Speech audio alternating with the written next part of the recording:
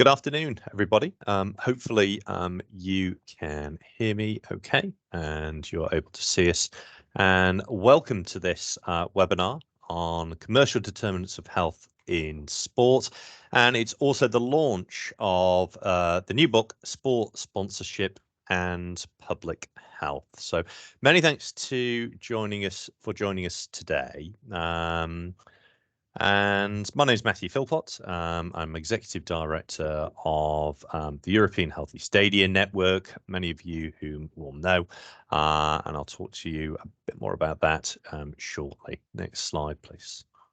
So in terms of today's webinar, it's a 90-minute webinar exploring development of sports sponsorship and its impact on global health, in particular over the last 60 years.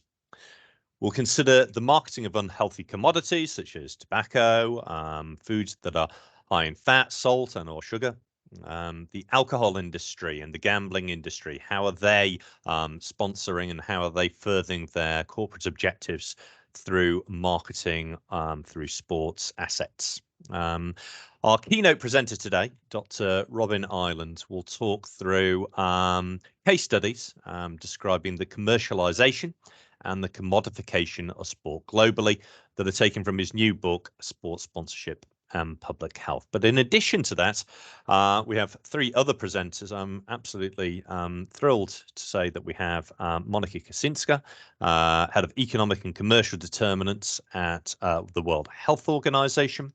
We have a leading academic in the form of Emma Boyland, who is working on food marketing and child health. And we also have a senior social responsibility manager, Patrick Gasser, who has over 20 years experience of working for a governing body of sport. So a little bit of background to Healthy Stadia. Some of you may not know us as an organisation. We're a not-for-profit organisation working across the fields of sports, stadium operations and public health. And we have two primary objectives, the first of which is to develop health promoting sports environments, whether they be large stadiums or grassroots sports venues, and also to use sport in the form of addressing lifestyle risk factors that contribute to non-communicable diseases. We have a secondary objective, which is perhaps more in line in terms of today's concerns, which is to intervene on growing levels of health inequalities, in particular by addressing the wider determinants of health, what some people may refer to as social determinants, i.e. the causes of the causes. And this includes commercial determinants of health, such as the marketing of unhealthy products through sport. The new book that is being launched today, Sport Sponsorship and Public Health, is authored by Dr. Robin Ireland and explores the history and development of sports sponsorship and its impact on public health. And obviously, Robin's going to talk a bit more about this in his presentation later today. The book is published by Routledge and it addresses sports sponsorship in connection with tobacco, mega events, alcohol, junk food, and soft drinks. It's available to order at the moment through Routledge. I think Amazon is stocking it as well, but if you order through Routledge, then there is a 20% reduction using this discount. We will share all of these slides after the meeting so you can get that reference. So looking forward, we will have an initial presentation from Monica Kaczynska in terms of a brief overview of commercial determinants of health, and then move on to our keynote speaker, Dr. Robin Ireland, who will introduce his new book, Sport Sponsorship and Public Health. Following that, we'll have a presentation from Professor Emma Boyland on the power of food marketing to influence children and young people, and then finish off with a Q&A session with Patrick Gasser, who previously was head of football and social responsibility for UEFA. And we're going to be talking through unhealthy sport sponsorship categories and talking about that from a sports governing body perspective. So just a little bit of housekeeping before we kick off. We've got over 230 people registered for this webinar today, and it will be recorded and slides disseminated post-event. The Q&A function is available, but the chat function is not available. And we may well be able to pose some of these questions to speakers in the discussion section at the end of this webinar, if time permits. So a huge thanks to all of our speakers today for giving up their time. And we're going to move on to our first presentation, which is from Monika Kaczynska. And Monika, over to you. Thank you very much, Matthew, and thank you for the opportunity to be here today for the exciting launch, and I'm very much looking forward to the discussion. So with the time that I've got with you today, I wanted to go through a brief overview, as Matthew said at the beginning, of commercial determinants, a little bit of what the WHO is doing and some of the thinking that's going on at the moment. Next slide, please. So the first question that I'm going to try and answer is, what are commercial determinants and why do they matter? I think most of us here will have had at least some exposure to them. There's been a lot of work over the last few years to try and systemize and synthesize what we mean by commercial determinants. It is a very young field. WHO initiated a new global program of work only 2 years ago, which it is my privilege to lead. And I'm going to talk a little bit around what the priorities are for this period and then what next. Next slide, please. So first of all, what are the commercial determinants of health and why do they matter? Next slide, please. Some of our leading colleagues in public health have identified commercial determinants as possibly the most important forces driving public health crisis in the 21st century. And I'm quoting here Professor Nick Kordenberg, who links and makes the case very much that this is so. And next slide, please. And indeed, just in the Lancet series on the commercial determinants of health published last Friday, you will see that approximately 1/3 of the global burden of disease can be attributed to only 4 industries, linking fossil fuels, alcohol, tobacco, and unhealthy food. Next slide, please. And it is indeed in this bigger context that we become increasingly aware of the harm that is driving public health crises, public health challenges. And over the last decade or so, this has consolidated itself into an understanding of the commercial determinants of health. However, next slide, please. This isn't new, and indeed, if we talk to our colleagues in South America, the recognition, the understanding that the commercial drivers of social determinants of health have been fundamental for decades is very much the case. But at the same time, what we've seen during the same period is a growing role of the private sector as a multi-sectoral partner, multi-stakeholder partner in health and development. And this is very much the case for WHO as well. So we have these two paradigms that are moving forward: recognition and increasingly looking towards the private sector to help us with some of our challenges, and at the same time, commercial practices, commercial forces driving a number of those challenges themselves. Next slide, please.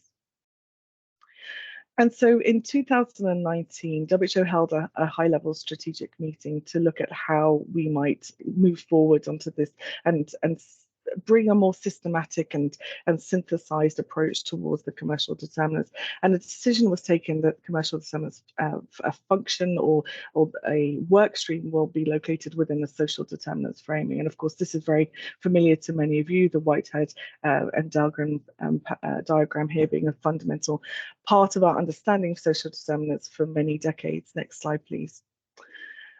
But more recently, and I have included here the framework that's just been published from the Lancet series by Anna Gilmore and colleagues, the recognition that the commercial drivers across different aspects of social determinants, as Matthew mentioned in his introduction, as part of the structural forces which are shaping the environments in which we live, love, work, and play, to quote the Ottawa Charter.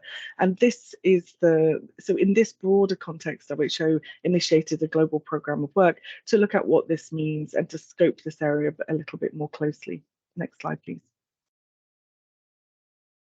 And I wanted to put in here the recognition that this is not just WHO. So last year, the UN Special Rapporteur on the Right to Health, in her report to the UN General Assembly on racism and health, acknowledged the very deep roots that commercial determinants have in colonialism, in slavery, and fundamentally in asymmetries of power.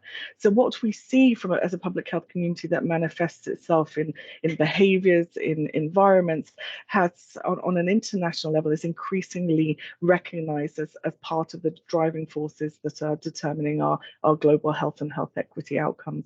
Next slide, please.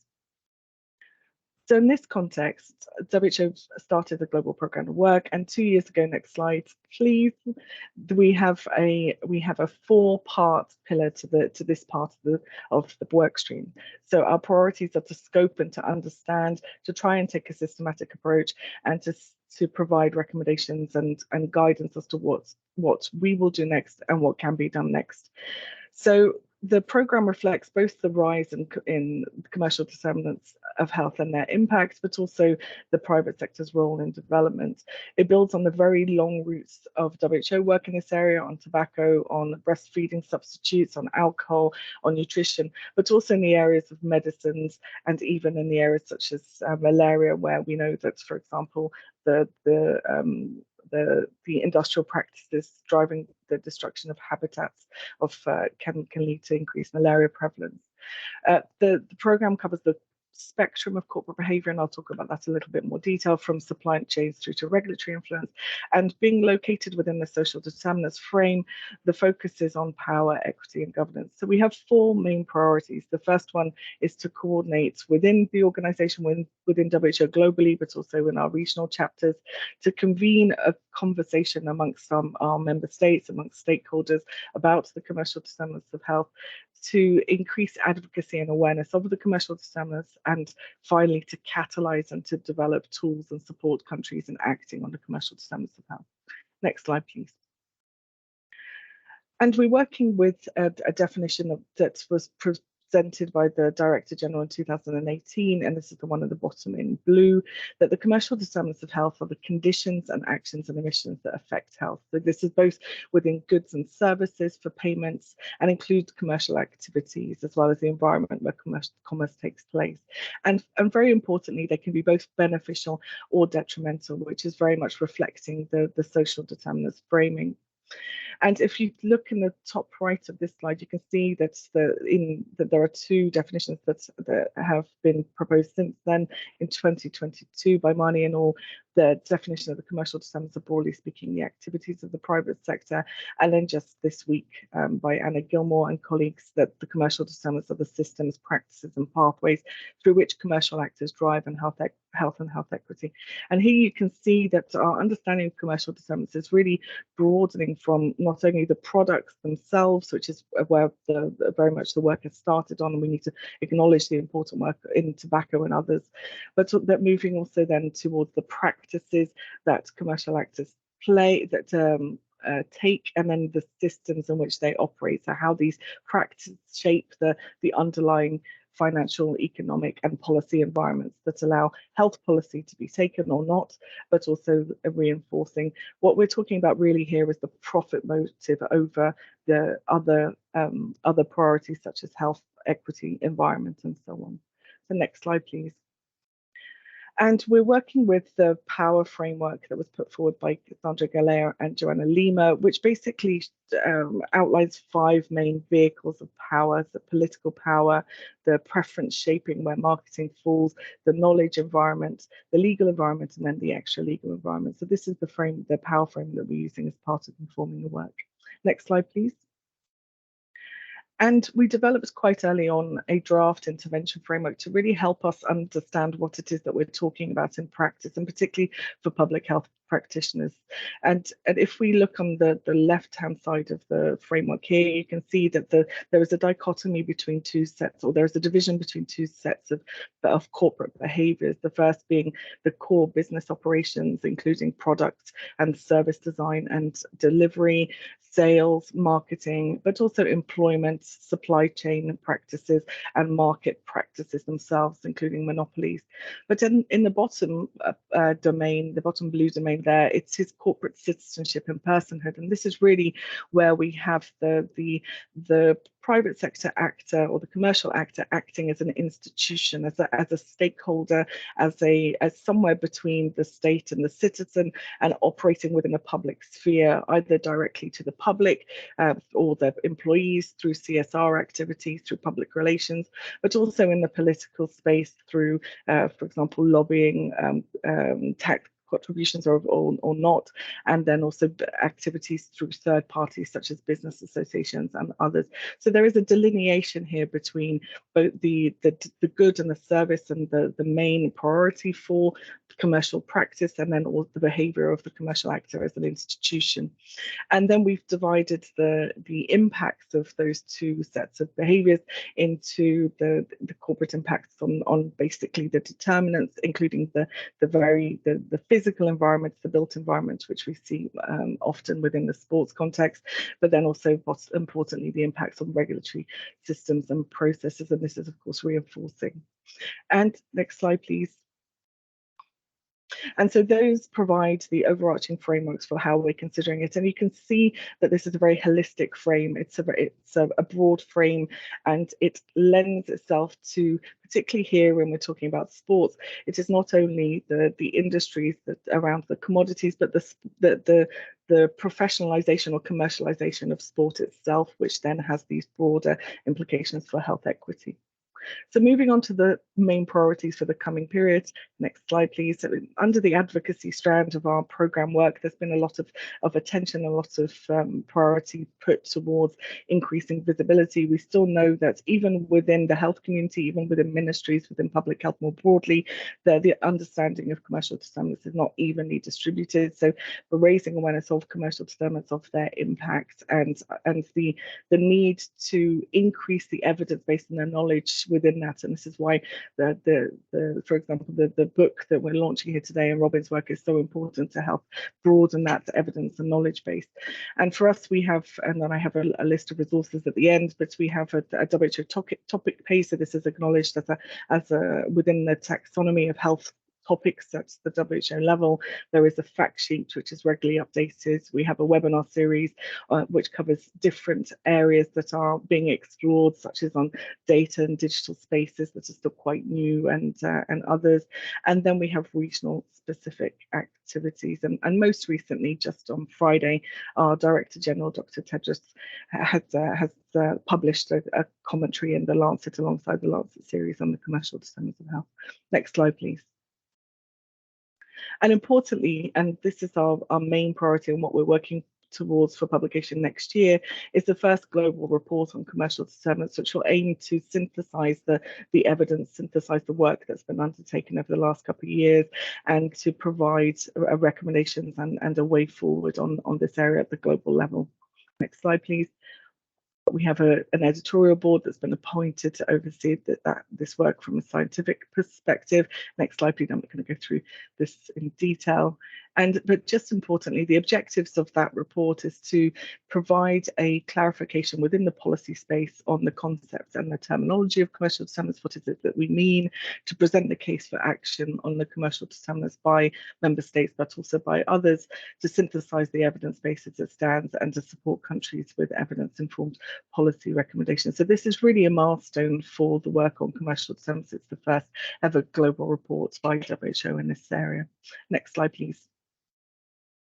And so what next? So next slide, please. There's a few outstanding questions that have been identified through the expert review that has been undertaken over the last 2 years. The link between the impacts, the outcomes, and the broader economic and financial environments. And we see this very much in the sport context, that the profit drive towards some of the challenges that we face with regards to the sponsorship in sports, the product placement, and so on. And the second being increasing our understanding of where the costs land and the externalities. And this is really around the accountability of commercial actors. So who benefits and who pays, and how we have created a system, a financial system, that perpetuates the accountability and the responsibility for the outcomes on the public sector, whilst the benefits lie largely in the private sector. We still need a better lens, equity lens, on outcomes with regards to the commercial determinants of health, and this is very much an area that we're sensitive to. And in, for example, in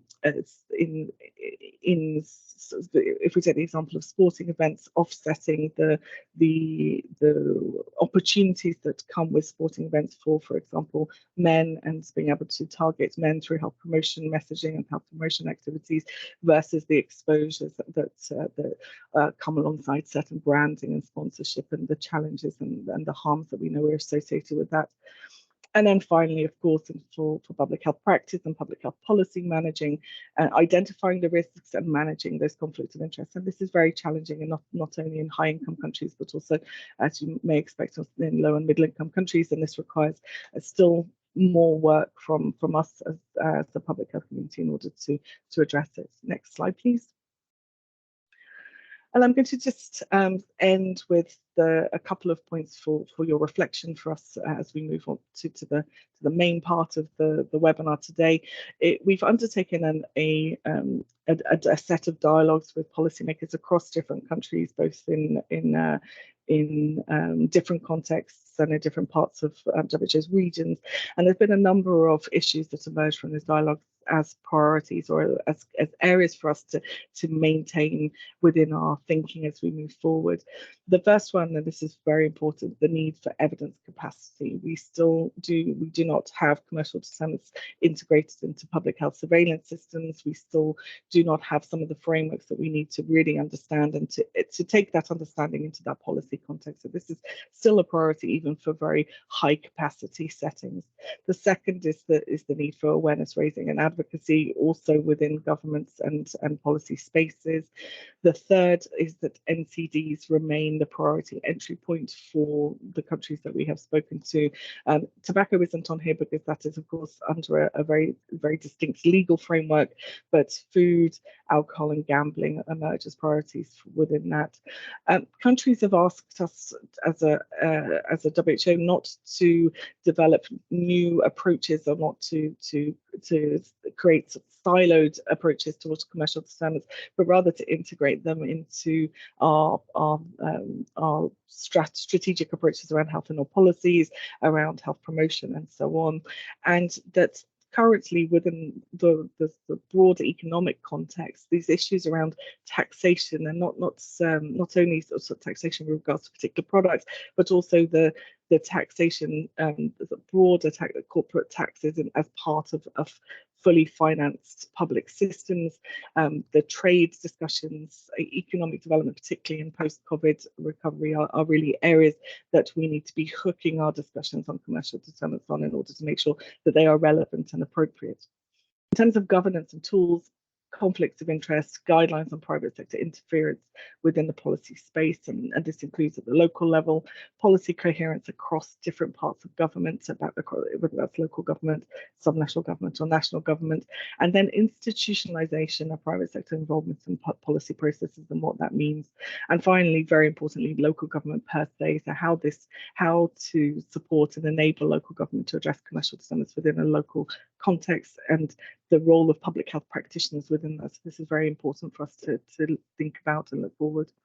The private sector accountability, so to what the parts of the accountability systems that lie outside of the hands of government, and particularly within the investor frameworks, and then the role of civil society, and the question there around who supports civil society. And this is particularly important, some of the topics that we're talking about today. So a civil society that is funded and independent from commercial interests, and able to be part of the accountability framing around commercial determinants as well. Next slide, please. And I think I'm almost at the end. So we're working within a proposed theory of change, and this is very much at the early stages of thinking. So I'm sure this will change as we move forward and put this into piloting and practice. But the goal really here on commercial determinants and moving into action on the commercial determinants is how we leverage the power and the potential of the private sector as a partner for health and health equity, but protect from those conflicts of interest and public health harm, And the underlying critical assumption within this is that simply by virtue of their legal construction, commercial entities have to continue practice to prioritize economic gains or profit gains over health, social, environmental, and equity impacts, unless they're required to do so. This is a very neutral assumption, but based on the reality of what we're talking about. This is not adversarial. We're not talking about one side or another, but we're talking about different actors that have different drivers and different obligations within their own accountability systems. And next slide, please. I think this is my final one, if I'm not mistaken. And so within that, so if the assumption is that we need, if we want change, we need to require that change. We cannot achieve it through intention alone or through goodwill alone.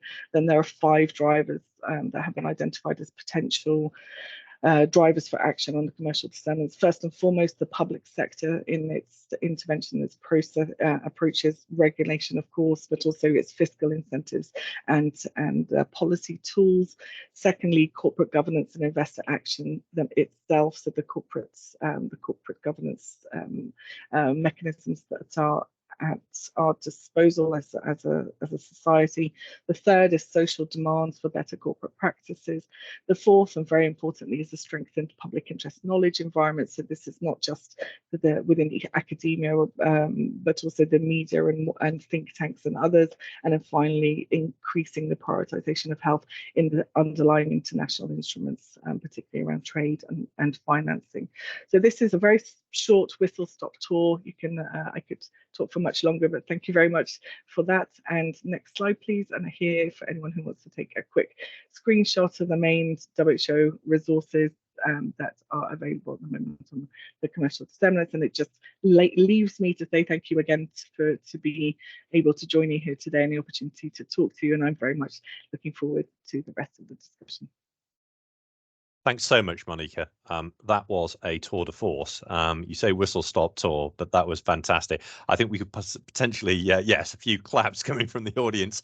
I'm not surprised. I think we could possibly spend the next hour asking you questions about that. And certainly in terms of Healthy Stadia, your slide around awareness and advocacy, and certainly not having any potential conflicts of interest, you can depend on us for that. Just a real quick one. When might the first report on commercial determinants of health be available next year? Sorry to put you on the spot. Yes, well, we are aiming for a publication date of the World Health Assembly, which is the second half of May, but please do not hold me to that. That's the ambition. Fantastic. Okay, I'm really pleased to see that point around the equity lens as well in there. We must move on because our headline speaker, Dr. Robin Ireland, is going to present on his new book, Sport Sponsorship and Public Health. Robin is Honorary Research Fellow at the School of Health and Wellbeing at University of Glasgow, and he's also Director of Research for Healthy Stadia. So without further ado, Robin, it's over to you. Thanks very much, Matthew, and thank you very much, Monica. Goodness me, that's quite an act to follow. Absolutely fascinating. We're only obviously going to deal with one particular aspect of commercial determinants of health, really. But when I talk about sport, I think we sometimes underestimate the power of it. I was talking about it the other day. It's almost like Hollywood, isn't it? Or Hollywood as was. It's such a huge form of entertainment for people. So the messages that come out in sport are very impactful. It's as simple as that. The next slide, please. When you write a book, making it sound like I've written lots and I haven't, this is the first book I've written. There's an awful lot of people to thank, and I'm not going to have chance in this presentation, but if you do get a chance to get hold of a copy of the book, you'll see everybody listed in that. Obviously, I should reflect particularly both my colleagues at Healthy Stadia, Food Active and the Health Equalities Group, but also the University of Glasgow, who gave me the time and the scholarship to pursue a PhD to explore the commercial determinants of health and sport. I'm also, I should say, the images in the book I'm very pleased about. So I thank Alan Ward, who's named there, for his help in that. And if you haven't had a chance to do it, I had a lot of fun with the University of Glasgow School of Health and Wellbeing filming me talk about the book. And so I think I had 6 minutes in that. So that's the succinct version of what I will try and talk about over the next 20 or so minutes. Next slide, please. So this book examines the development of sport sponsorship and its impact on global public health, and fundamentally it argues that sport governing bodies should not continue to treat fans solely as consumers. I should immediately say I am a sports fan myself. I watch a lot of sport and I take part in sport, and I'm aware that I act as a consumer at times, but a more ethical approach should be taken to sports sponsorship. Next slide, please. And so these are the book aims. Briefly consider commercial determinants of health and sport.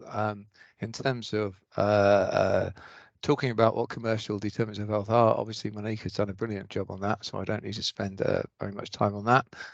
I then want to talk about the development of sports sponsorship from a public health perspective, to describe marketing of unhealthy commodities such as tobacco, high fat, sugar and salt, food and beverages, alcohol, and I was pleased to see in Monica's presentation gambling within there, which I think is very important, particularly in a sport context, and to use case studies, and they're throughout the book, to describe the commercialisation and commodification of sport globally. I should say, of course, I'm British, I'm white, I'm not as young as I was, I'm a bloke, I have a perspective. I've already said I'm a football fan. I haven't, I said I was a sports fan, but probably specifically my most favourite sport is football, without any question. But I hope this book is relevant globally. I've done the best I can to use examples and case studies from across the globe where possible. And finally, the book aims to consider how sport may be better regulated to consider public health concerns, or actually be almost regulated full stop, never mind just public health concerns. Next slide, please. So there are 10 chapters. I will go through very quickly. I'm used to sort of doing presentation on a theme. Obviously, I've never done a presentation on a book before, so I felt I had to explain the book. So, and of course, there's the way the book's laid out. Hopefully, it follows a logical sequence. So I will just give a very brief overview of each chapter, which hopefully will use the time that I have most effectively. Next slide, please. So I've talked about the development of sports sponsorship from a health perspective. Some of these things I've already said, but commercial brands have always used passion and excitement of sport to sell their products to fans. But it's the modern day commodification of sport that's taken this to a completely new level. I'll talk about the tobacco industry because effectively, arguably, they helped to create modern sports sponsorship. And there's so many lessons from that. And other unhealthy commodity industries such as, in this book, I'm talking about gambling, alcohol, high fat, sugar and salt, food and beverages. You could argue that there are other industries that should be here, but this is what I focus on in this book. And at the same time, the playbook that tobacco industries use is exactly the same playbook through sport. Fans are encouraged to consume more, and at the same time, while they're being told to consume more, they're being told to behave more responsibility in their consumption. So I've already said lots of case studies and lots of images, because sport, I don't want to be, obviously it's a very serious presentation. Sport's fun to me though. It's excitement, it is passionate, and that's why it often really depresses me to see the images and messages that linked along with it. Next slide, please. So we know, and from Monica's presentation as well, despite the pandemic we've gone through most recently, the leading causes of death worldwide are from non-communicable diseases. We know this from WHO, that 2/3 of non-communicable diseases are the result of tobacco, alcohol use, poor nutrition, insufficient physical activity. We know and starting to understand more about the role of transnational corporations, promotion and marketing of unhealthy commodities, the impact they have. And again, that's really Monica's presentation. But sport, as a key part of our modern entertainment culture, provides an absolutely essential medium for marketing in a globalized world. Next slide, please. I'm not going to go into this slide, apart from to say that the first time I saw this slide was in 2014. I was very lucky that Professor Ilona Kickbush was actually my external examiner for my PhD, but Professor Kickbush was in Manchester at an event that, in fact, Health Equalities Group organised, Food Active organised back in 2014. That was my first awareness of the commercial determinants of health, and perhaps led me on a journey to want to explore that within the field of sport. But within this diagram, we're effectively talking about the marketing aspect primarily, although arguably corporate citizenship is within there as well. Next slide, please. So there's a danger that I will literally talk to every bullet point on the slide, and I'll try not to do that. It'll be a bit boring if I do that. And I'm aware that the slides will be available later, but there's 2 or 3 points that I will want to make very early on. Firstly, that in my view, sport has always been commercial since people would pay to see a performance. And brands have been using sport to market their products since the 19th century. But it's that acceleration, particularly in recent years, which I'll go on to, that has really changed things, I think. And part of that is transition from amateur professional sport in football terms. In the UK, football became professional way back in the 19th century. It's much more recent in games like cricket and games like rugby, and often it's quite a battlefield within the sport when that happens. But effectively, we are talking about a commercialized amusement business. I'm aware that the first film, and I'm already realizing I'm talking about football too much, but of course that's my biggest pleasure, but I will go on to other sports. But the first film of Manchester United playing is actually, if I remember correctly, in 1902. It's actually a slide of them playing Burnley, and the football field is Turf Moor, and on one of the stands in the background on the roof there's an advert for Bulldog tobacco way back in 1902. And of course then, and to a certain extent now, we are still talking about a larger male audience of younger fans, and of course there are more and more female sports fans, so I don't want to say that it's entirely male. Of course it isn't, but that's certainly where it came from. But what's changed things was really the arrival of television and televised sport and the commercial rights that came along with that. And that came along really in the 1960s to 1970s. That's where the real development came from. And when we talk about tobacco industry in a moment, I'll focus on that a little bit more and how they used that. And I'll just make the point, which is again something that I talked about in the video that I recorded in association with the book. And that association between a perceived health activity such as football with unhealthy food and drinks such as pizza and sugary energy drinks ever be considered appropriate? People have questioned it at all sorts of different times, and yet it's completely common, as we know, as is gambling. Next slide, please. I'm not going to talk too much about brands, and I'm aware that Emma will be talking very much about marketing after me. But one of the things about the book, and I thoroughly enjoyed in terms of my research, the stories around it, and this I did talk about in the video. The first football sponsored shirt I always thought was in Europe. I always thought it was Eintracht Braunschweig and Jägermeister as an alcohol sponsor in the 1970s. But in fact, it was in the 1950s in Penarol in Uruguay, Montevideo. And the captain of Uruguay was a man of color, very, very famous in Uruguay. He captained the Uruguayan side that beat Brazil in the Maracana Stadium in the 1950 World Cup. And when Penarol, who is the captain of, first obtained shirt sponsorship back in the 1954-55 season, he refused to have a sponsor's name on his shirt. And the quote, which is a wonderful quote that went along with it, was, they used to drag us blacks around by rings in our noses. Those days are gone. And Varela went out with his team. 10 of them wore a sponsor's name on the front of their shirt. He didn't. So to a certain extent, somewhere buried in this book are stories of people who stood up against the kind of branding we now see, and they still do. You may well be aware that Kylian Mbappe refused to promote Budweiser. He turned the trophy round, and certainly it was suggested he didn't want to be associated with them. There are very famous sports people that will make stands now, and it's an important point to raise within this field that we're in. But next slide, please. I do love the story of Varela, and I'm going to talk about tobacco industry briefly, but the gentleman in the top right is actually a baseball player, Honus Wagner, back in 1909, who refused to have a cigarette card with his image on. If I had the original of that, it'd be worth $100,000, but sadly that's a replica.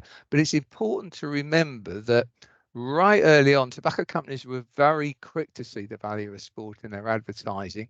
Cigarette advertising was banned on British television in 1965, in the USA in 1970, and yet sports sponsorship provided an easy way to avoid regulation. And bizarrely, sponsorship exploded from the tobacco industry after that, because the brands were being shown on television because it wasn't seen as advertising, and that always worries me in terms of, say, alcohol advertising now, where we try to control it, or high fat, sugar and salt foods.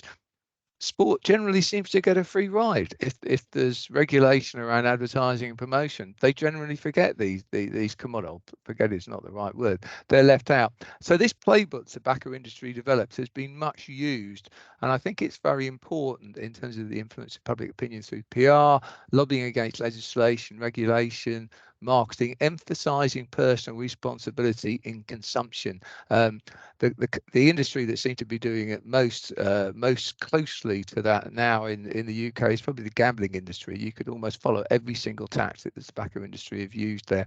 Next slide, please. I've said there are examples throughout the book, and goodness me, I could probably have spent the hour talking about Philip Morris, Virginia Slims, and women's tennis. The tobacco industry has at different times promoted the cause of women's emancipation, really.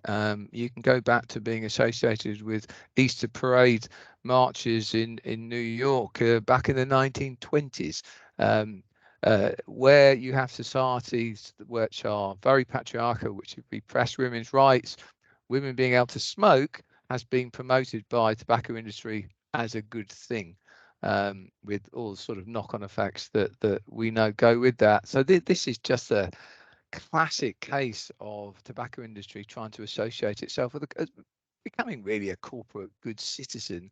So when women's tennis was seeking more prize money, because even now that battle still goes on, but in terms of there was no professional circuit right back in 1970. And Philip Morris thought, well, what a great opportunity. Let's get in. I shouldn't say get in bed. That's definitely not the right expression. But to arrange a partnership with women's tennis players to promote a professional circuit. And I mean, look at the slogan. You've come a long way, baby. I mean, that's about as cynical as you can possibly be. That's an original badge from the 1970s that I own there. What's incidentally, I read Billie Jean King, who of course was very much, and I admire and respect Billie Jean King on so many different fronts. But Billie Jean King says this is possibly the best business sponsorship deal in sport. She still says that in her latest autobiography. She refuses to accept that the marketing of the cigarettes in tennis had any impact upon the take up of women and smoking. And yet that we know, of course, and look at the date. The advertising on American television of tobacco was banned well, it was enacted. It was passed in 1970, enacted in 1971. It was clearly a way of getting around that advertising ban again. But that last bullet point is so important. Now, there was all sorts of tobacco industry marketing going on at that time. It wasn't just a Virginia Slim circuit, obviously. But in 1965, an estimated 30,000 American women died from tobacco-related diseases. It had increased by more than 3 times by 1985, when 106,000 American women died from tobacco-related diseases. Next slide, please. I suspect I will have to speed up a bit. as you would expect, the Olympics and the FIFA World Cup, and delighted to have Patrick Gasser coming along today, who worked for such a long time with UEFA. But that world of mega events and sponsorship, Olympics and FIFA are the sort of the blueprint for actually how to do it.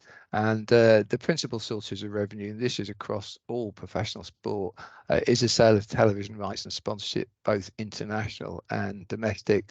I'm sure there are other figures I could have pulled up here, but Olympic broadcasting revenues grew from $1.2 million in 1960 to $4.1 billion in 2016. Coca-Cola have been involved with the Olympics since 1928, and their deal with FIFA in 1975 was key to the commercial development of the World Cup. Next slide, please. One of the case studies, Budweiser, very much been in the news with the World Cup at one time. Looking at their history is absolutely fascinating. To a certain extent, they based their development, their marketing on sport. In fact, the first stadium to be named after a brand, as far as I'm aware, was in 1953, the Busch Stadium in 1954. Budweiser is now a brand of AB InBev, and the original founder, one of the world's largest alcohol companies, and the founder originally was August A. Busch Jr. Between 1953 and 1978, AB Brewery sales grew from under $6 million to $35 million. They argue themselves that's partly due to the corporation's association with baseball in the US. They've been the official beer sponsor of the World Cup for 30 years. We know that the debate over alcohol marketing in the World Cup in Qatar, but despite the national advertising restrictions on alcohol at both the 2014-2018 FIFA World Cup, basically FIFA forced access to beer on behalf of their sponsor. And it's very, very hard, and I know Emma will be no doubt talking about this afterwards, it's very hard to prove the effectiveness of marketing. Sometimes we don't see the reports in public health, do we? We don't see the revenue reports. But again, Budweiser themselves on the 2018 World Cup, they say their revenues were driven up over 10% following the 2018 World Cup. With the image on the right, they light up the FIFA World Cup campaign. It ran in 50 countries using television, digital and social media channels. Next slide, please. Worryingly, I'm up to chapter 6, but I'll after there's 10 chapters, I'll speed up a little bit. In the book, this is probably the most sociological aspect of what I've written about. At the end of the day, my PhD was in sociology, but I've been talking really about how the use of brands generate across a range of products, use sport to secure symbolic recognition. It's worth remembering that when the Premier League was launched in 1992, Rupert Murdoch based his satellite-based company around sport, entirely around sport and development of B-Sky-B, and that by itself largely explains how successful the English Premier League is now as a global product. And I've already made the point, I'll just make the point at the bottom there. It's the role of marketing as a transnational corporation to encourage fans to consume more and to use sport for this purpose. One of Monica's final slides was to make the point that if you're a commercial organisation, your primary focus is to make a profit, and we're not criticising that's what you expect them to do. And of course, if they're doing that, they want us to consume more. That's where they pay for the advertising and marketing that we see. Next slide, please. There's a nice case study of the commodification of cricket in this. Had to read a lot about cricket. I like cricket, but it took me back in time to remember how cricket had developed. Now, of course, two points. I don't want to spend too long on this. But firstly, to say the image on the left is the program from the John Player League. Now, those of you not as old as me might not realise that John Player is a brand of cigarettes, and the date, which I can't quite see that appear in my eyes, but I think it's the 1980s that program came for. Just remember when cigarettes advertising were banned upon television. Also worth pointing out that the key reports on how bad tobacco was for your health come from the significant reports come from the 50s and 60s. We knew then how bad it was, but the people who run sport, you know what, let's take the bucks, let's get our sport to develop. And that's the key contradiction, isn't it? People who want their sport to develop, as with Billie Jean King going back to tennis, that's the contradiction. That's the thing that we have to weigh up. When does the sport come before the health? Can we do it together? It's worth saying, I actually really like limited over cricket. It's extremely exciting. And of course, it's made for television. It represents the commercialization of sport, whereas trying to watch a test match for 5 days would wear out quite a lot of people unless they're desperately into sport. Even people not desperately into sport would love the sort of the big bash type stuff that we have now. But what we get along with it, along with 2020 cricket, is every single bit of the uniform and the area that they're playing in has some kind of sponsor's logo on. And if you go to Australia and look at the Big Bash I mentioned before, I think the Big Bash has been going for, I really can't remember about, but not quite 20 years, under 20 years, but I think they've been sponsored by KFC all the way through, to give an example. So next slide, please. Okay, so this was a key part of my PhD, and I am running out of time. But the Premier League it's the richest, most broadcast, and therefore watched sports league across the world, and the level of sponsorship within it has increased absolutely massively, with gambling brands are by far the most prominent, as we see now, particularly in the live programs in terms of the digital boards that go around the grounds. Next slide, please. And again, just I'll make 2 points on this. Firstly, it's very, very hard to find academic evidence and reports in terms of sponsorship. But Manchester United's deal with Chevrolet, which is a little bit back now, the car manufacturer, I have read academic reports around that. It was a huge deal. Manchester United along with Barcelona and Madrid, the most successful commercial entities in world football. Chevrolet's press release claimed the deal would enable them to reach Man United FC's oh, my slide went, come back again, reach 659 million followers around the world. 659 million. Well, I mean, obviously you could dispute that and you can argue what's a follower. I'd also point out that that press release is right back in 2014. Though Manchester United would claim an awful lot more supporters now. I don't know what that means either, but it does mean that anybody that follows Manchester United is likely to see an awful lot of messages about the sponsors they're in bed with. And on the right is a picture of, it's a couple of 2 seasons ago, Ashley Barnes, a Burnley player, sponsored by LoveBet. Who's LoveBet? I have no idea now. I'd have to look them up again.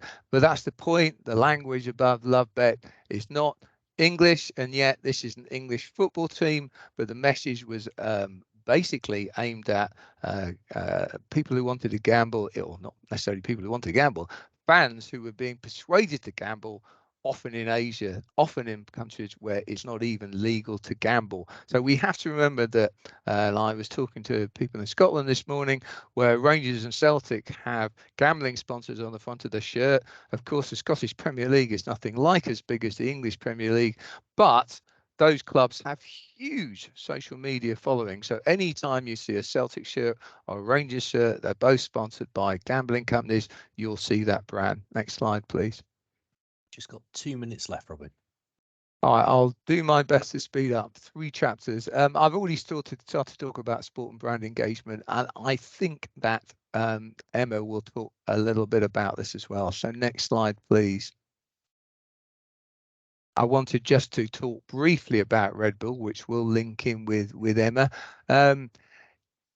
If you pay to have a brand advertised, generally speaking, you'll do an awful lot more than that. You'll do all sorts of promotions, social media activations along with that. And Red Bull are actually the masters. And if you read marketing textbooks, they'll tell you that Red Bull are the absolute experts on this. When it was launched in 1987, there was no market for Red Bull. Dietrich Mateschitz, who was the originator of Red Bull, he said, will create that market. This is a product we don't even need, and yet it's entirely being promoted on very edgy sports in a very young marketplace. And you'll know F1, football, BMX biking, they're all over the place. Next slide, please.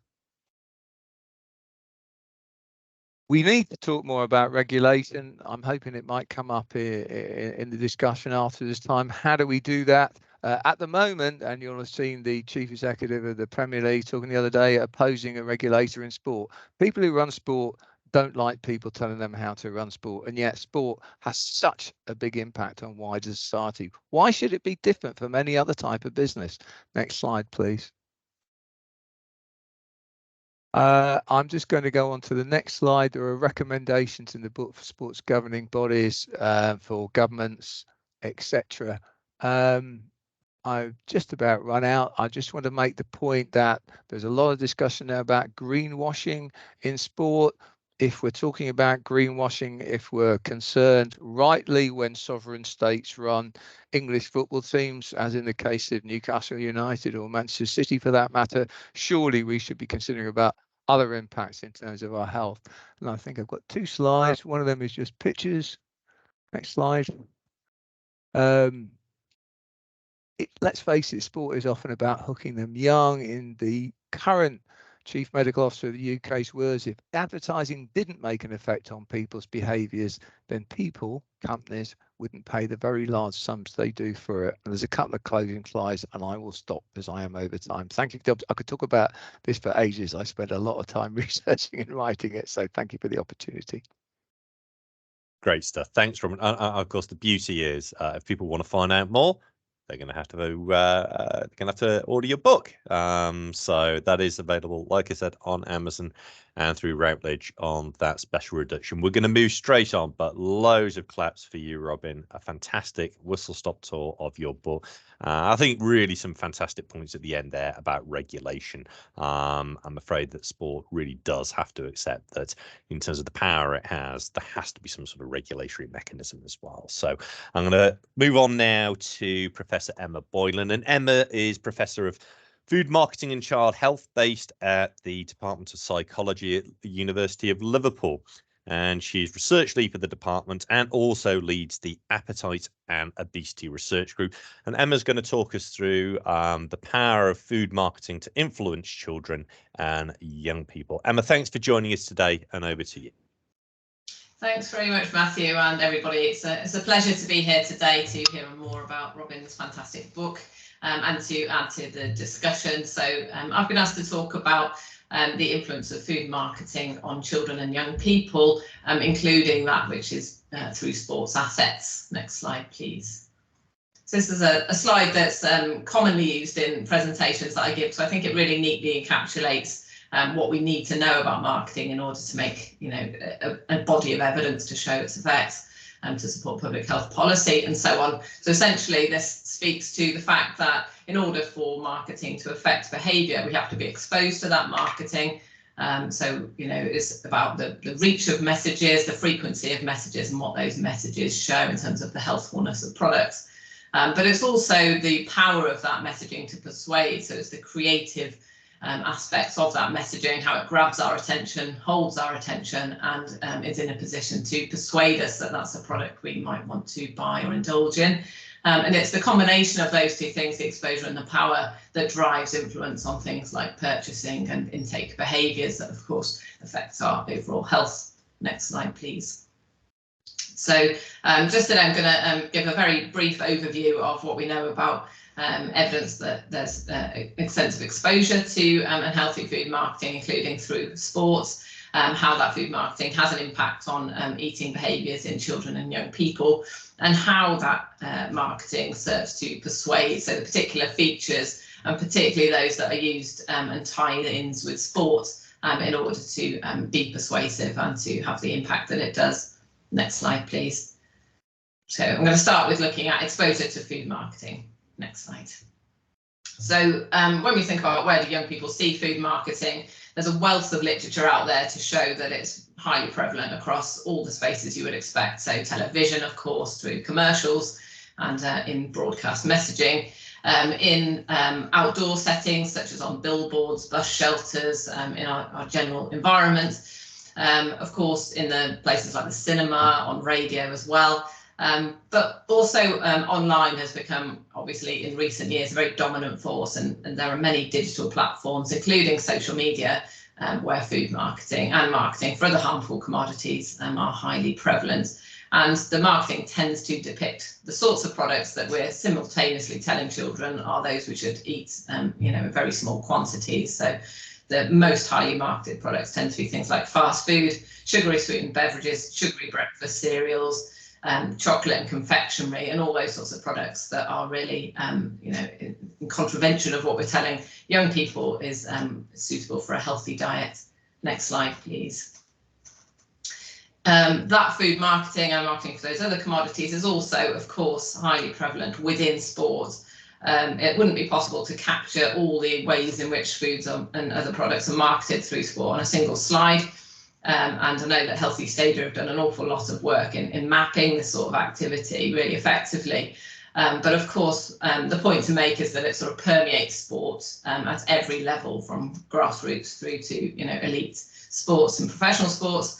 And that some of those are more perhaps obvious and explicit than others. So we have already heard about partnerships between sporting bodies or sporting teams and particular brands. That would mean that branding would then feed through to things like on-shirt sponsors and so on. But also, of course, if you've watched any kind of sport broadcast, you'll have seen advertising around the pitch border. You'll have seen things like mascots coming out wearing branded clothing, or even just clothing that depicts a brand without directly advertising. So, for example, mascots wearing something like a yellow t-shirt and red shorts to indicate McDonald's without any explicit branding being present.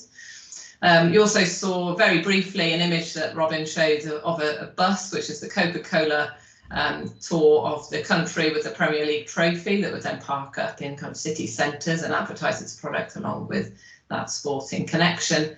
And also these brands often will sponsor things like community programmes around sports and so on. And there are many, many more examples. Perhaps a recent development is the infiltration of marketing into things like gaming and esports online as well.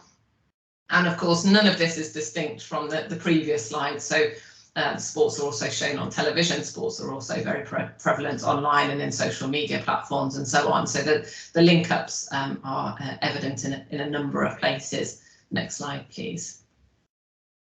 As an example of the sorts of academic work that's been done to quantify this level of exposure, and I'm highlighting one particular study here. There are several others, but the reason for this is hopefully obvious. This is a project that I collaborated on with Robin Ireland and also Magdalena Muck and Chris Bunn, who I think might be on the call today as well.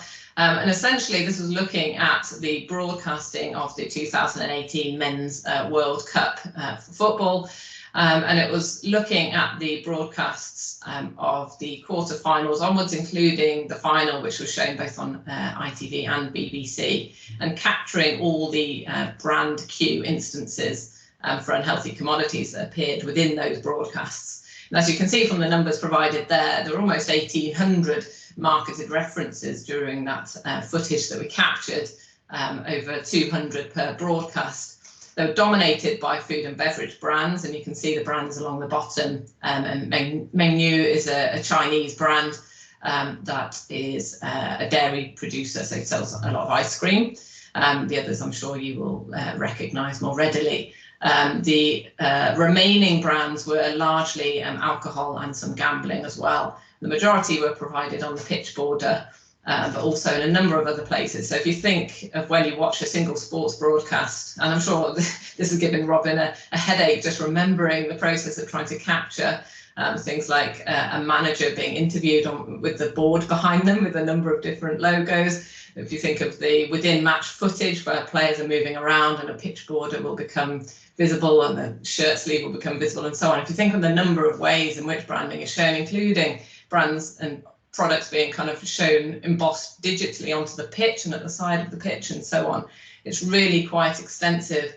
And I think one of the things that struck us about the footage from looking at these broadcasts was the multiple adverts that just around the pitch border just said probably. That's all it said. It was in sort of maroon font. with a dark green background. There was no image of a product, there was no brand name, and of course it's a truncation of probably the best lager in the world advert for Carlsberg, but they didn't even need to say that or show the product in order for that to be an impactful advert, because as we've already heard, why would they spend money putting that there if it wasn't effective?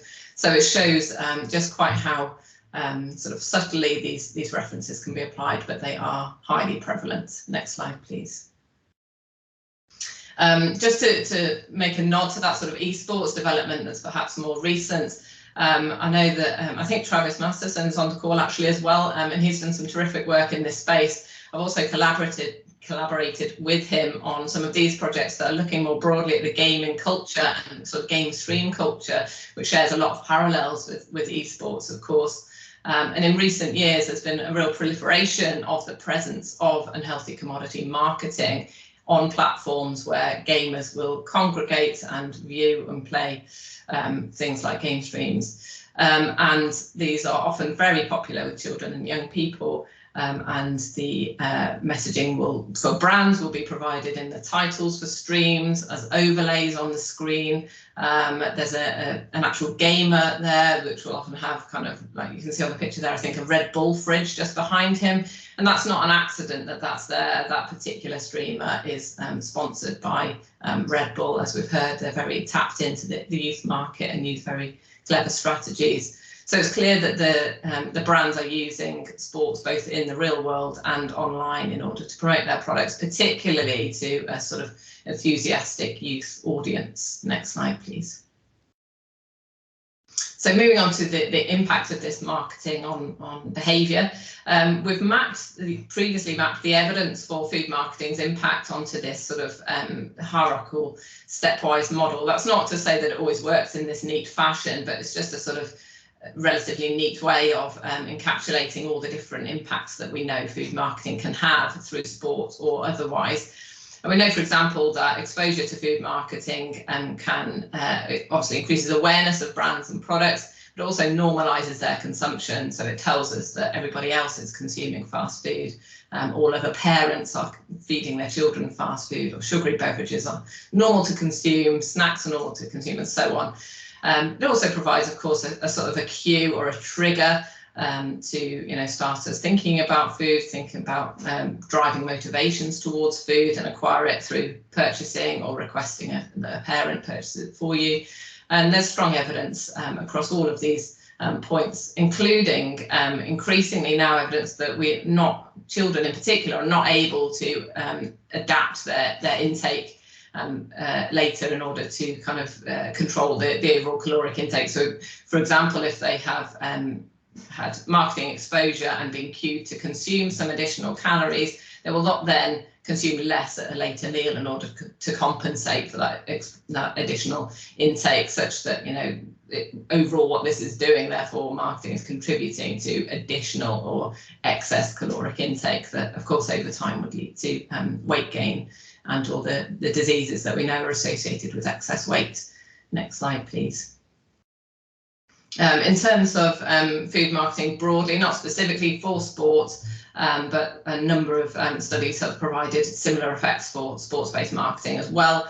But we know, for example, that even just looking at recent data from the last sort of 15 years or so, there's a really robust body of evidence to show that exposure to marketing for food drives increased immediate intake in children. It drives greater choice of advertised products, but also broadly products within that category. So, for example, fast food advertising would increase the likelihood of a child choosing some fast food over an alternative snack, not just choosing that brand of fast food after seeing advertising for that brand. So it has a more generalised effect across products in that particular category, and also drives preference for those foods as well. So whether that's taste preference or brand preference, it increases positive attitudes towards products, and also has the effect of reducing awareness of the sort of health implications of products. So somebody exposed to a good deal of food marketing is less likely to consider the fact that unhealthy foods have health impacts than somebody who has seen less food marketing, for example. Next slide, please. So just to make the point that influencers are a significant factor in the sort of digital marketing of food that we see nowadays. This is a social media influencer, and we ran this study to examine the impact of exposure to influencer marketing of foods on immediate intake in children and young people. What you can see there is a mocked up sort of impression of that social media influencer's profile. I think next slide might bring up the circles around the images, which would be helpful. Thank you. I think there should be 3 in total. So as you can see there, this particular condition was showing young people this social media influencer holding in 3 of the pictures unhealthy foods. There were also equivalent images showing healthy foods and non-food products for other groups. We then gave children snacks to consume, and the graph on the right is showing that the children that saw this particular version of the images with the unhealthy foods consumed more unhealthy snacks and more calories overall than the children who saw that same influencer with healthy foods or with non-food products.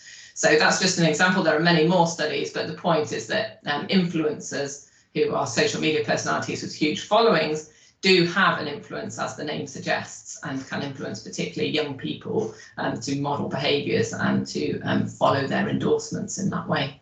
Next slide, please. We also know that celebrity endorsement is a powerful technique as well, and there's a sort of a distinction between a social media influencer and a celebrity, in that influencers tend to have originated as content providers in some other way, and who have then amassed a large following and sort of begun to have influence. Whereas a celebrity, as we all know, is somebody who is famous in another area and then may or may not operate on a social media platform. And I know Gary Lineker has had a lot of exposure himself recently, but this is a study from 10 years ago looking at his role as a celebrity endorser for the snack brand Walker's. And this study showed children either a Walker's advertisement, so a TV ad it was then, a segment of footage from Match of the Day, another food ad, or a toy advertisement as a control.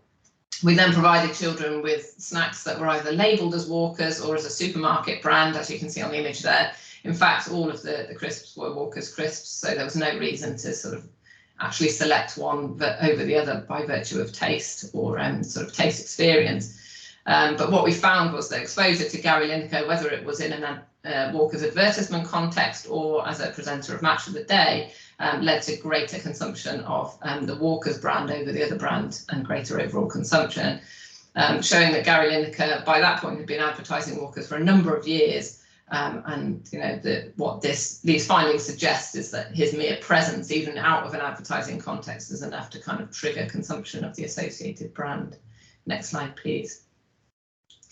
But what we know, of course, is that advertising doesn't just work as an immediate cue to consume. It has multiple other layers to it. And we know that over the period of time that marketing has been so dominant in our lives, it's no coincidence that that parallels with things like portion sizes growing, like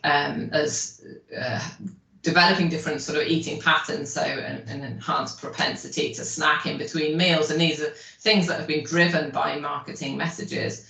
But another thing that marketing does really, really effectively, including particularly, I think, through sport, is to develop these implicit associations. So McDonald's don't just want in their advertising and marketing to kind of prompt you immediately to go to the shop and buy something. The idea is also that you will develop implicit beliefs and associations about McDonald's with positive attributes, so that you will even, without perhaps realizing it in a kind of an implicit and unconscious way, start to think of McDonald's as things like convenience, as things like creating happiness in children, as things like a family-friendly atmosphere, and so on and so forth, so that the marketing over time will just keep chipping away at that until it becomes really embedded, as I say, without necessarily conscious awareness. And this starts from very early in life, so it's apparent in children's behaviour as well as adults. Next slide, please. Just got 2 minutes, Emma. Thank you. Yes, I'll finish off with looking just at the persuasive power of food marketing. Next slide, please. So how does marketing grab our attention and persuade us so effectively? There are a number of features that we can identify that food marketing uses to do this, and pulling out some that are particularly relevant to sport is that they will use emotional appeals So seek to connect their brand with things like, for children, salient themes like fun, fantasy, social connection, and so on. And that they will exaggerate things like the taste of a product, and it will use celebrity endorsements and so on in order that we will receive that message. And of course, it very rarely indicates that there are problematic health impacts of that marketing exposure or of acting through and purchasing and consuming those products. Next slide, please. And as touched upon earlier as well, one thing sport does really effectively, and it happens in other walks of marketing as well, is to create a health halo around products. So we know from TV ads that often you'll see a sugary breakfast cereal advertised next to a massive bowl of fruit to give a suggestion that this is sort of part of a healthy diet, or that the things, that gives a perhaps an undeserved suggestion that there's a healthiness to the product. And we see also a lot of emphasis on physical activity and marketing suggesting that as long as we're moving adequately, it doesn't really matter if we're consuming one of these harmful commodities. Next slide, please.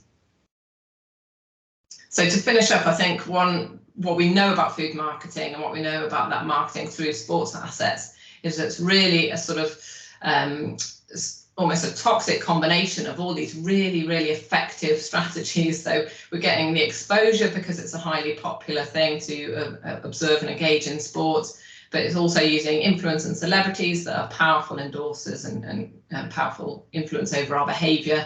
It's providing health cues and a health halo in order to reassure parents that these products are safe and nutritious to buy for your child, and having children think that they're going to augment their sports performance. It's normalising consumption of these products, and it's tapping into our emotional connectedness to sport at all the levels in order to create the demand that it does. So I will leave it there, and thank you very much for listening.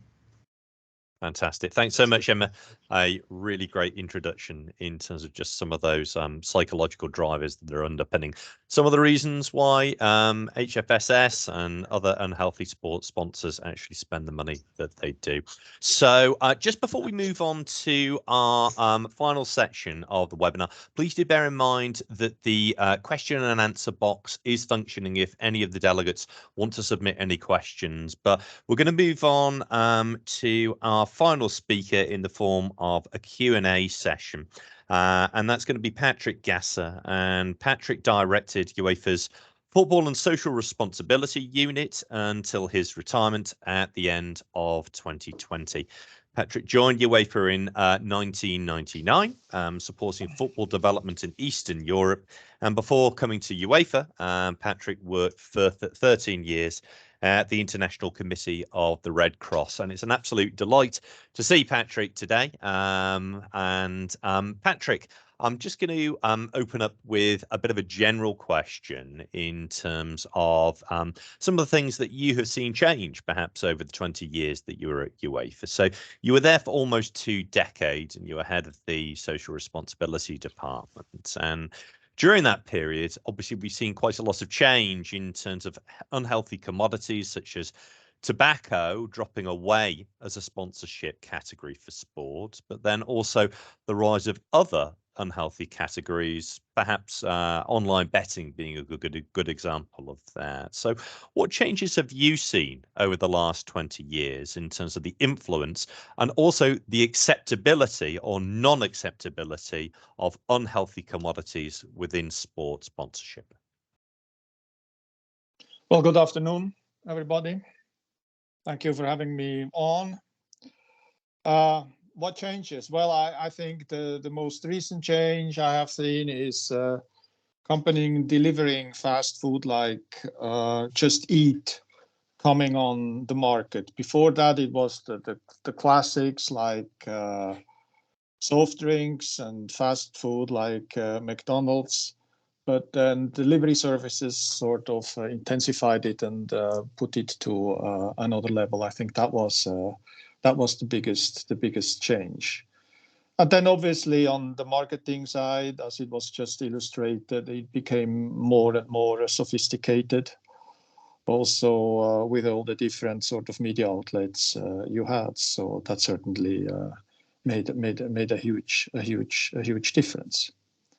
And then perhaps to put it in a wider picture, I mean, I'm coming from the social responsibility side, and for me, it's always been purpose over profit. That's what it should be. So you shouldn't try to maximize your profits at any cost. And that compared to just maximize your profits and not care about the influence you have and the damage you do, and then put up sort of a charity organization. For example, UEFA did that. They came up with the UEFA Foundation for Children. I would have rather, they would look at their sponsorship portfolio and took responsibilities for all those products which have an impact on NCDs, for example. Okay, well, that's an interesting point. Perhaps picking up on that, could you perhaps then tell us a bit more about how you and your department were consulted or not consulted about any decisions on sponsorship and marketing partnerships that were associated with UEFA and its competitions in that case? Well, I wish we had been consulted in the process, but that was absolutely not the case.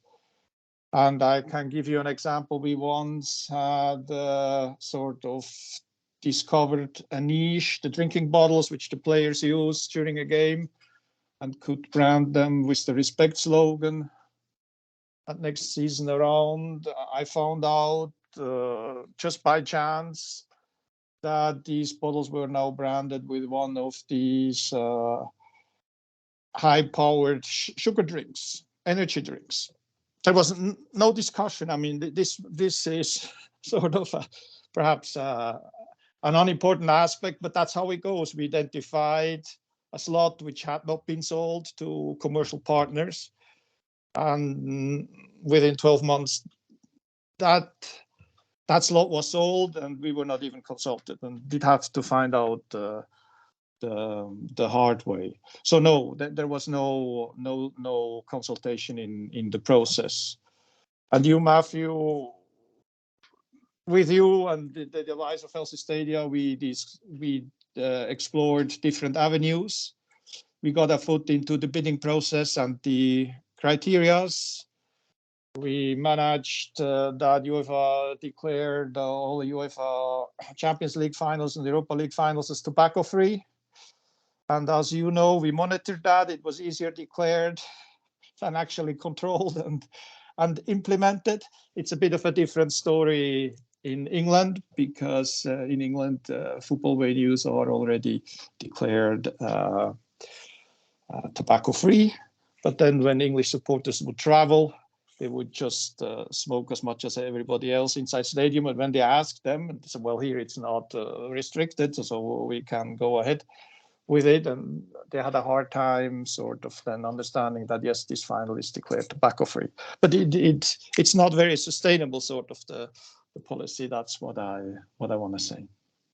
Yeah, so you touched upon certainly ourselves, Healthy Stadia, as one of UEFA's social responsibility partners. And what advice, perhaps looking back now, might you give to organisations such as public health organisations or NGOs working around environmental sustainability that are advocating for sports organisations to remove or simply to moderate sports sponsorship categories for industries that are negatively impacting on our health? Is there anything that you might think in terms of, presenting the evidence base, how to actually make contact with sports governing bodies? How do you think they could basically sharpen their game up? That's a tough question. And as it was already mentioned, I think the basic example in that sort of thing is, what happened with tobacco. And in the end of the day, the most effective one is legislation. Now, a more innovative one would try to talk to the supporters organizations.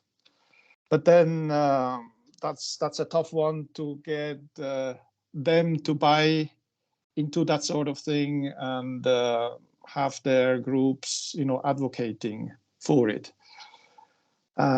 So here we go. It remains a struggle, but in the light of the public health cost that creates, I think the legislation at the end of the day is the way to go to limit marketing. You can promote grassroots football or create a foundation for children, but if next to it you continue to promote fast food like McDonald's and sell the rights to organizations like that for children escorts, leave alone the struggle you have then to assure that there is some sort of a diversity in the lineup, etc. So it's complex and difficult and challenging.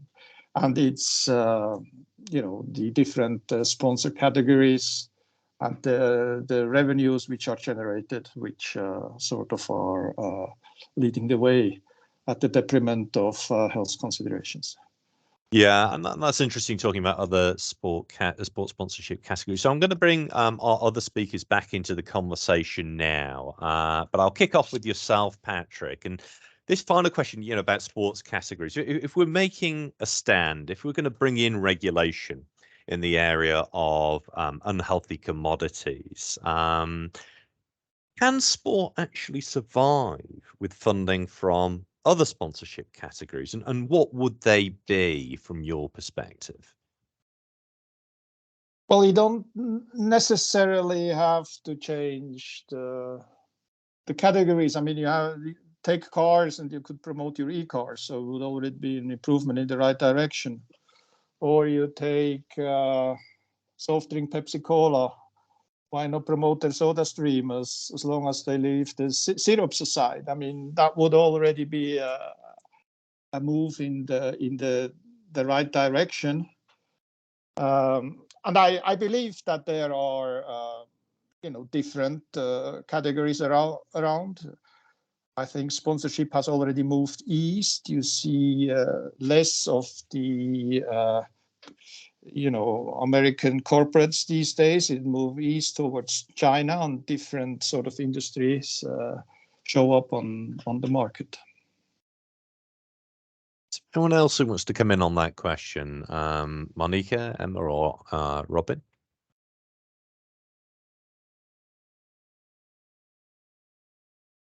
I think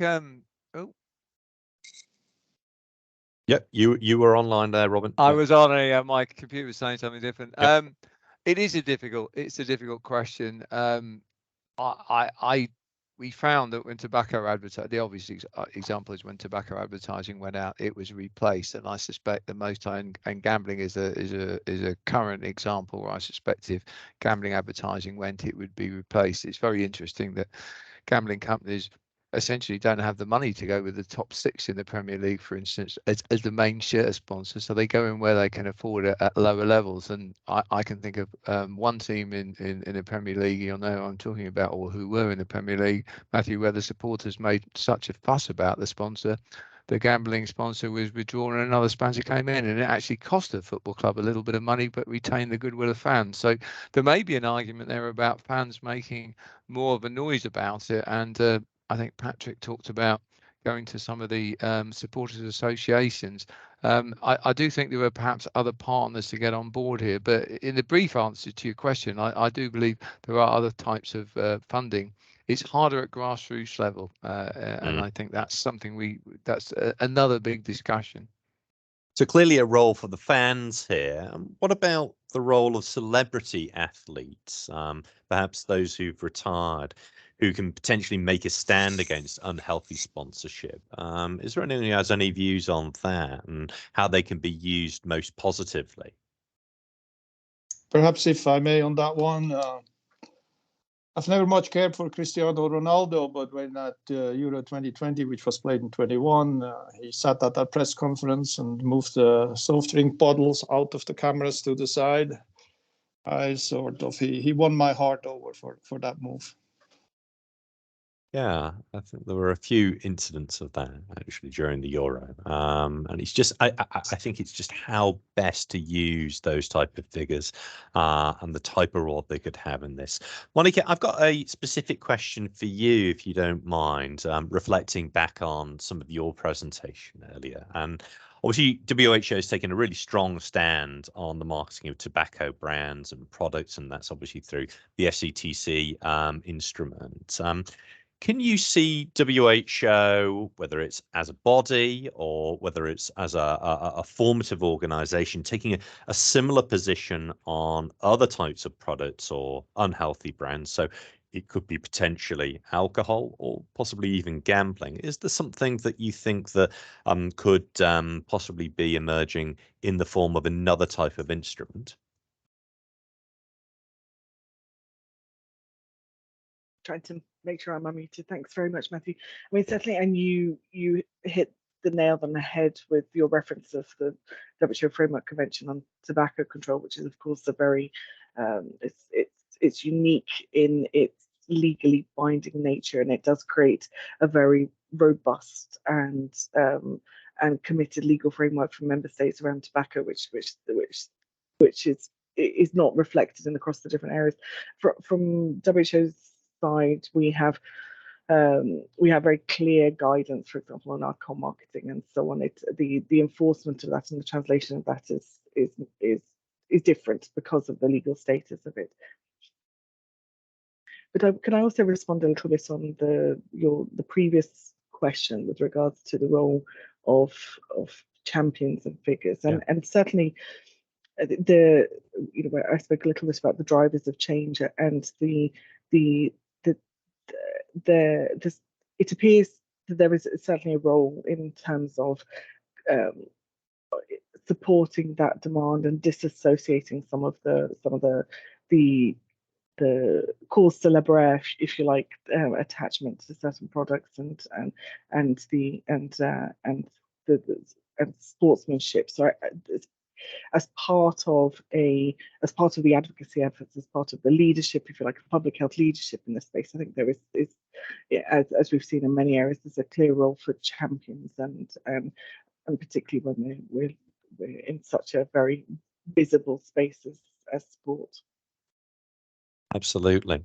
And Emmett, just to finish off with just a specific question for you, and if we could reach that panacea where we're able to have better control over marketing of unhealthy brands in sport, that perhaps still leaves that digital space open. So, is there any sort of means for controlling how brands can use social media to target youngsters? You had that brilliant example that you used in terms of influencers. What sort of control and regulation might we have in terms of that space? Obviously, it's complex when you speak to digital, because there are so many different sort of layers, like sport itself, I guess, with different regulations applied. But there are levers that can be used. And I believe the technical possibility already exists to effectively sort of switch on and switch off marketing for certain commodities. So we already know that, for example, Facebook can promise not to advertise guns or terrorist activity to people under 18 and so on. So there's a structural element to it that is possible, albeit with a little more complexity when it comes to things like food, where it's not as simple as yes or no. But I think we need to be thinking about the messaging that can be used. So, for example, the themes that are particularly salient to young people and the spaces that young people use, and the manner in which they communicate. So rather than identifying young people per se, but really target those sorts of platforms that we know young people spend a lot of time in, and the way in which their kind of emotional immaturity is exploited by some of these brands, and it has to be led by platforms as well as national governments for it to be effective. Thanks very much. So look, we've slightly overshot. In fact, we're just 2 or 3 minutes over, but a great discussion and a fantastic webinar today. The slides will be shared. There will be a recording made available of this webinar, and obviously Robin's new book is available to purchase, and that can hopefully answer some of your questions that might be outstanding in terms of his presentation. Can I just take a couple of moments to thank all of our speakers today, to Robin, to Monica, Emma, and of course to Patrick for giving up their time today. I think Monica has mentioned, this is a really nascent space. This is going to take quite a long time to develop. People are only really starting to do work around research into this area, to advocacy into this area as well. I think that this is still something of an anathema to governing bodies of sport, but things are potentially starting to change. There's certainly greater recognition in terms of some of the responsibilities around environmental responsibility, or sustainability rather, when it comes to sports mega events. I'd like to see potentially some of the public health outcomes start to move up the agenda as well. Many thanks for joining us today, and perhaps we can have another one of these in the next year or two when Robin finishes his second book. But many thanks for joining us, and to our speakers, and have a good afternoon, everybody. Bye for now.